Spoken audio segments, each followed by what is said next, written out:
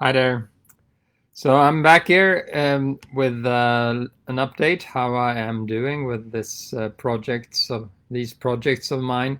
I'm turning 60 on Saturday, and last Sunday I was thinking, oh, maybe I should actually come up with some things that I'm still able to do as I'm turning into a new decade, and get a little bit of motivation this last week of being in my 50s. So if you looked back and if you remember, if you saw that blog post, you would have seen the seven things. They were birding, and I also wanted to make a full program for Fiestas Patrias. That's the national holiday coming up this weekend. Well, actually on Tuesday and Wednesday, and see whether we could get any Peruvians involved in our birding offers. And then I wanted to do a long run of at least 21 kilometers, and a new video for Guran Guran, and finishing the fundraiser for Satipo Road and updating that, and start a contest on 363 hummingbirds, which are the best hummingbirds in the world. And I also wanted to make a newsletter. So out of those 7 points, I've already concluded 5. So the only ones missing so far is making a new video to one of the Guran Guran songs, and to come out with a newsletter. And I still have until tomorrow to do that. So I will be working with that now. So a little bit about the results. Yeah, on Sunday we went birding. I already told you about that in the last vlog update that I did. And we went to Lomas de Asia, and we had a very good outing. And then I completed the programs for Fiestas Patrias. But as things are evolving, there may not actually be that many trips outside of Lima for that period, because now it turns out that also the area around Moyepata, the road up to Salcantay, will be closed. So in Cusco, we are probably just able to make the birding around Abramalaga, Ollantaytambo, and the camp, the Incifera camp, where the sword-billed hummingbird is, and maybe even the condors, Chonta. Not quite sure about that yet. So if any Peruvians are looking at this and want to do some trips in Cusco next week, let me know so we can set that up. But it would be day tours rather than anything else. And same goes for Chiclayo, day tours only. Again, seems to be very hard. A hard sell. There will not be too many people traveling. But again, if you know anyone in those areas or traveling to those areas, it shall be possible. More likely, we will be doing something here in Lima. I already have some excursions sort of lined up for the weekend. So, yeah, we'll see what happens. There are some flamingos now down at Pantanos de Villa, and I am talking with friends that lives in Villa, whether we will check those out in this weekend. We'll see what happens. And then also now it's also possible to do a trip from Pucusana with a boat, so one can actually go out and see the penguins. So that is another local itinerary that we will be adding on now. It is possible to do the boat trip from Pucusana. I went for a run yesterday. I went for 21.5 kilometers. So I concluded a full, well, half marathon, and I did it in 1 hour and 59 minutes and 20 seconds. So I'm pretty pleased with that. I did not run particularly fast, so I was trying to keep the heart rate at low rate. Not as low as I wanted. I wanted it to be under 133 or around there for most that was only possible for, say, the first, say, 7 kilometers or so, 6, 7 kilometers. But after that, the heart rate went up to about 136. But it was still slow, and it felt pretty easy. But I also went down all the way down to the seaside. So I dropped about 60, 70 meters from the normal level where I usually run at the Malecon, the sort of the street, the beach esplanade that is above, it's on a bluff above the beach in Miraflores and San Isidro. So usually I run there. I usually don't go down to the ocean side, but now they're sort of implementing a new esplanade there also for walking and for strolling and for running. So since I was doing a circuit of 21 kilometers, I wanted to make it a little bit more extended. So I went all the way to Barranco, and then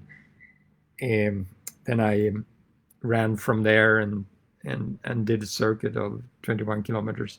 But it also meant that I had an uphill, which I walked up in order for my heart rate not to go up too much. So I lost about 3 minutes there just by walking. At the very end, I had to pick up the pace, and I was keeping a 450 per kilometer pace, which was not too bad. And my heart rate went up to about 160. It's still sort of fairly moderate. That is more or less the heart rate I would have on a full marathon. I probably go up to like 166 or so. So I'm not still there at making a 3-hour marathon, but it was still the best. I got all the best times for the year. So my 5K was like 25 minutes and 20 seconds. That's not too bad. And that I also, there's a function on the Garmin app which will give you a prognosis of what your marathon time would be at present. And I got the prognosis after this run that I would be able to run the marathon in 3 hours and 19 minutes. So that's not too bad.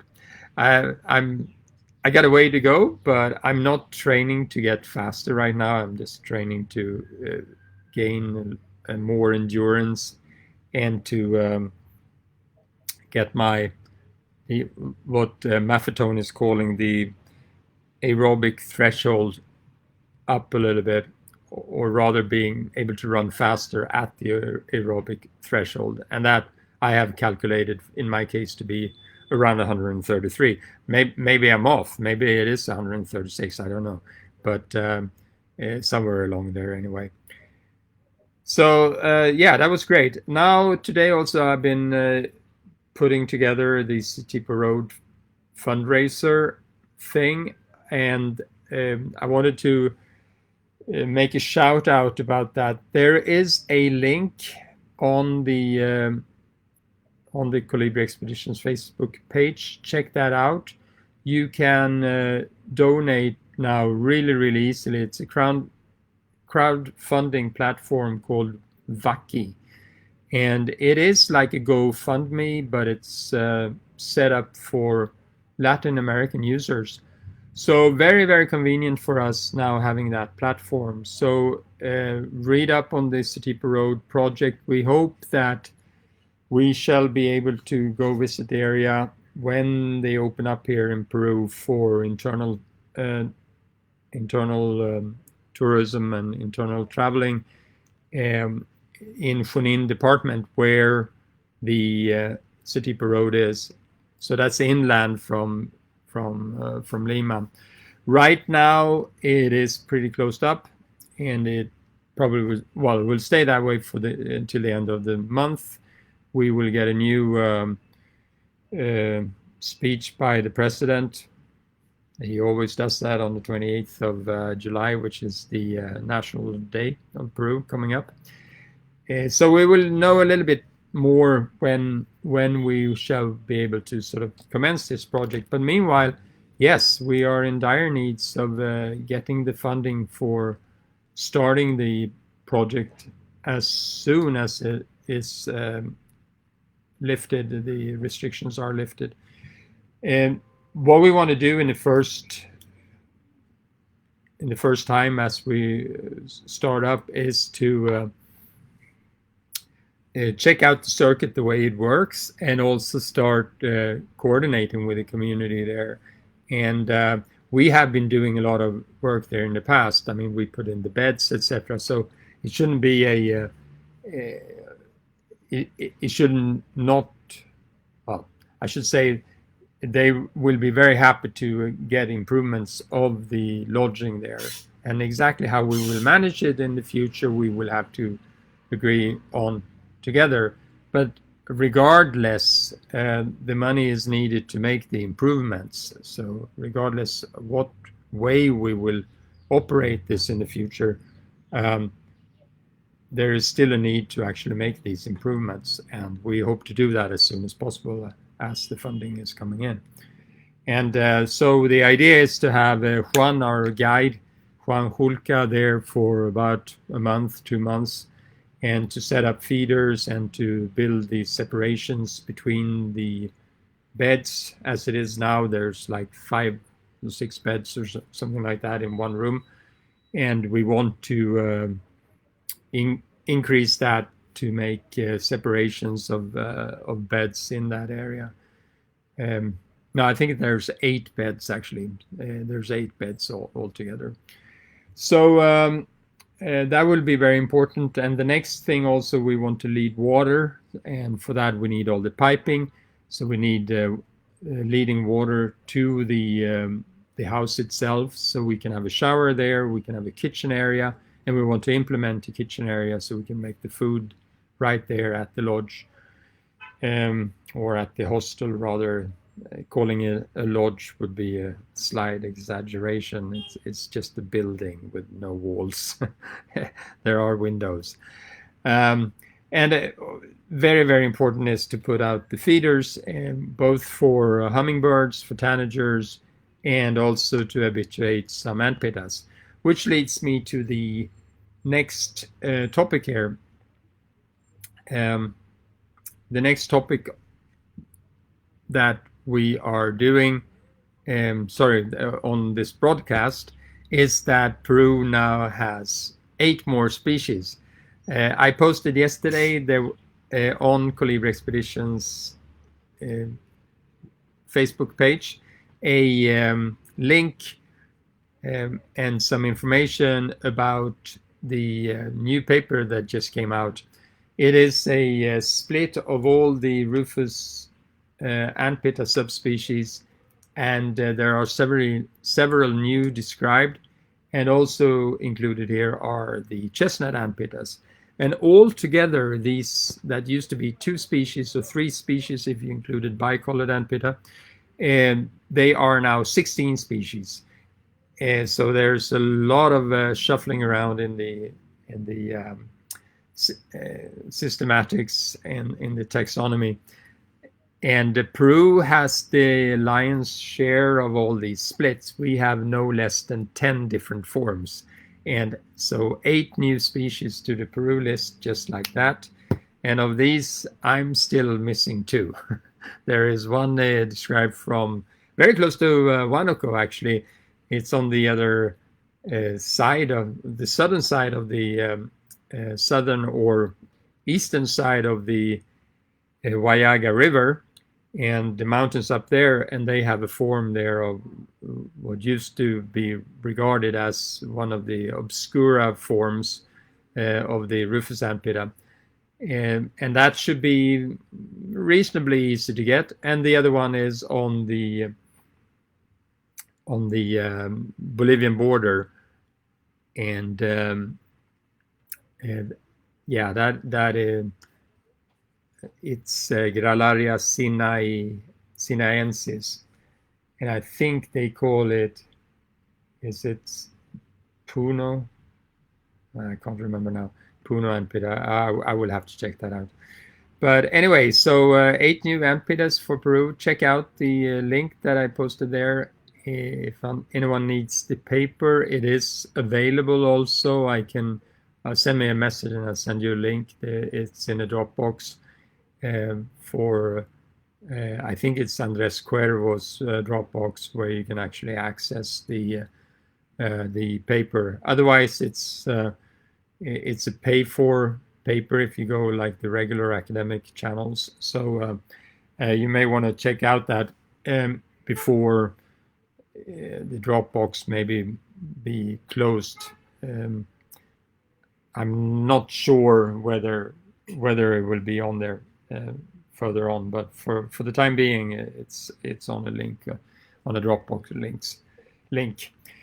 Yeah, anyway, so that was all I had to say for right now. So please check out everything about the Satipa Road Lodge project and give a donation. Now it's easier than ever. And if you want to start planning for some birding trips, I should say that also that the Satipa Road has a booking for 6th of October. And well, as it looks like flights will be starting by then, I cannot fathom that Junin department will still be in quarantine by then. So there will be some sort of internal travel, but yeah, there will be restrictions, of course, and a lot of policies put in place how to operate. And the vehicles and so forth will have a protocol to follow. But as I see it, it should be possible to be traveling by October. And if anything happens, yeah, your money is safe. We will just postpone to a later date, but keep on planning. There's another trip also, the same itinerary, also confirmed for August 5 next year, and it has a few spots open, so you are able to book that also. And if anyone wants to do the shorter 5-day tour, that is also online. It's linked in the blog post about the Satipa Road project. I don't have any dates set on the calendar on the webpage. But any date you would like to do that, we would be putting up the date for you, and then others could book that same date. So you'll have a better price doing it that way. Right. So that's all for now. Have a good afternoon, and I'll see you here next time. Take care now. Bye.